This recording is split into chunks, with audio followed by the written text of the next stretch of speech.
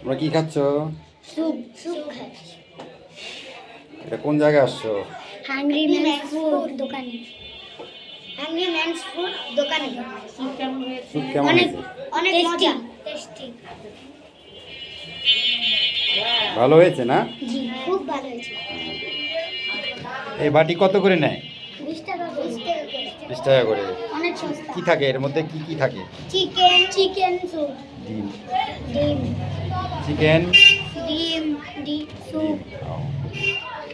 তাহলে খুব ভালো না? হ্যাঁ, খুব ভালো। ঠিক আছে, তোমরা আবার আসবে। ঠিক আছে।